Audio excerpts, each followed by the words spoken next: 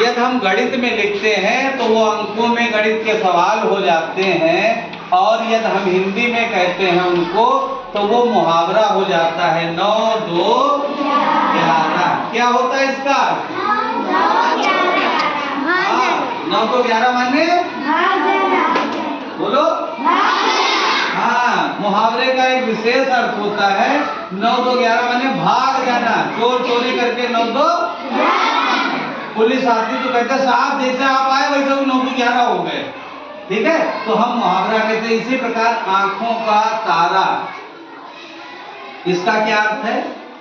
ये भी एक मुहावरा है, आंखों का। काम करो तो वो मानते हैं कि ये हमको बहुत मानने लगे। अच्छा, बहुत मानने लगे हैं। हम उनका आंखों का तारा बन गए। हम उनका आंखों का तारा, और ये खूब हिलते हैं, हम उनका आंखों का तारा। अर्थ बताओ, ये तुमने वाक्य प्रयोग कर दिया। ये कहना चाहते हैं कि बहुत प्यारा होना। क्या होना? क्या नाम है बेटा आपका?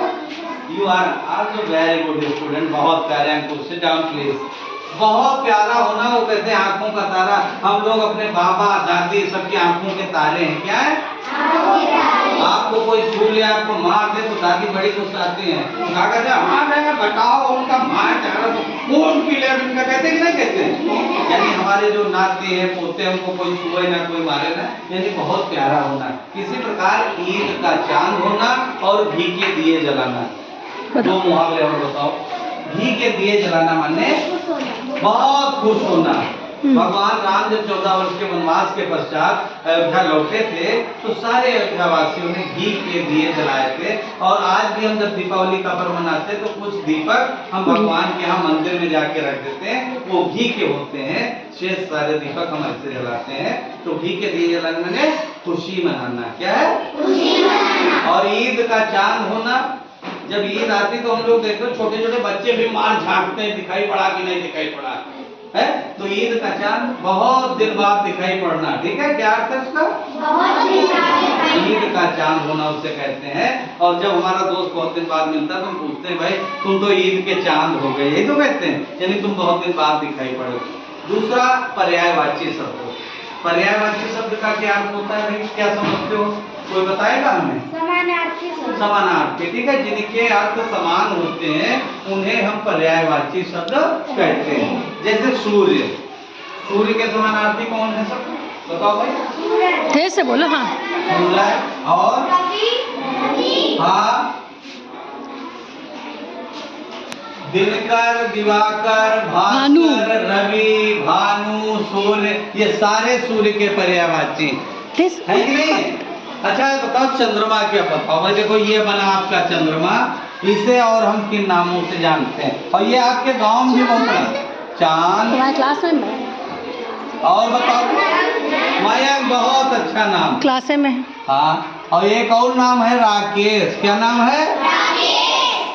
हाँ, तो चंद्र हो गया, चांद हो गया, चंद्रमा हो गया, मयंक हो गया, राकेश हो गया। इसी प्रकार रात को क्या कहेंगे? रात्रि हो गई। अरे वाह भाई, रजनी, राका, क्या है? यामिनी, ये सारे रात के पर्याय। अच्छा फूल के बताओ भाई? फूल, हाँ,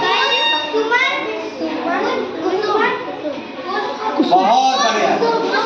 सुमन, कुसुम, पुष्प, ये सारे हमारे फूल के। और ये जो धरती है इसके पर्यायवाची क्या होंगे?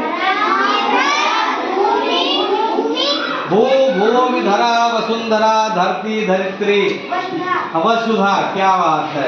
और हमारी जो कविताएं हैं, कभी आप ध्यान दीजिए, उन कविताओं में बहुत सारे पर्यायवाची शब्दों को हम लोग प्रयोग में लाते हैं। जैसे पेड़ है उसको हम तल बोलते हैं, पादप बोलते हैं, ठीक है, वृक्ष बोलते हैं। इसी प्रकार फूल को भी आपने बताया, सुमन हो गया, कुसुम हो गया, कुहुक हो गया। ठीक है, तो इन शब्दों को भी हम